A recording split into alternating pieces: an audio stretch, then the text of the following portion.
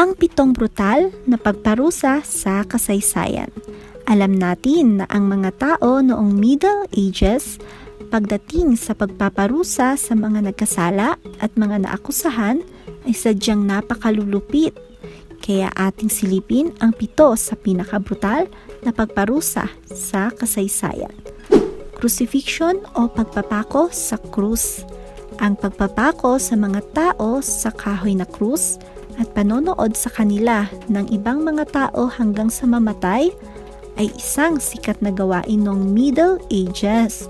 Nagbibigay ito ng sobrang takot sa mga nakasaksi ng crucifixion upang hindi nila naisin na gumawa ng krimen o manlaban sa mga otoridad. Paggamit ng daga sa pagpatay. Ang pagtorture at pagpatay sa mga tao gamit ang mga daga ay isa sa paboritong paraan ng mga tao noong sinaunang panahon. Ito ay tinatawag na rat trap kung saan ang mga daga ay ilalagay sa loob ng cage. Ang bottomless na cage na may lamang mga daga ay ipapatong sa dibdib ng biktima.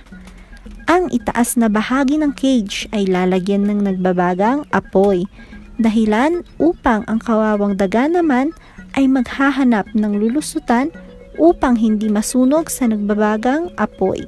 Kaya naman unti-unti nilang kakainin ang laman ng biktima hanggang sa makahanap ito ng malalabasan. The Brazen Bull o Tansong Toro.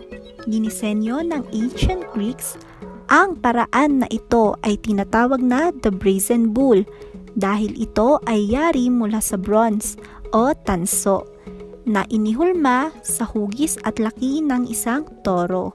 Ang taong may sala ay ikukulong sa loob ng katawan ng toro at ang panglabas na katawan nito ay isasalang sa apoy dahilan upang ang tanso ay uminit at ang tao sa loob nito ay unti-unting mamamatay. Flaying o pagbalat ng buhay. Ang flaying ay isang paraan ng pagtorture at pagpatay sa pamamagitan ng pagbalat ng buhay. Depende sa lala ng pagkakabalat. Maaaring mamatay ang biktima o mamuhay sa takot at trauma. Ang paraan na ito ay isinasagawa noon sa Mesopotamia. Impalement o pagtuhog. Ang paraan na ito ay sikat sa panahon ng Middle Ages. Ang mga taong nagkasala ng treason o krimen laban sa estado ay mapaparusahan nito. Iba-ibang parte ng katawan ang maaaring matuhog, depende sa krimen, ngunit iisa ang patutunguhan, isang napakasaklap na kamatayan.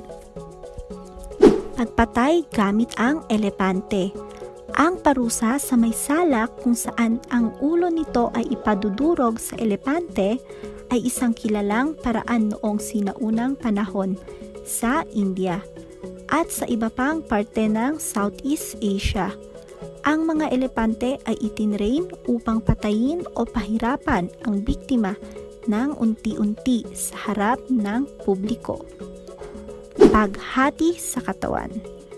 Ang paraan na ito ng pagpaparusa ay isinasagawa sa iba't ibang parte ng mundo noon tulad ng Roman Empire, Spain at iba pang parte ng Asia.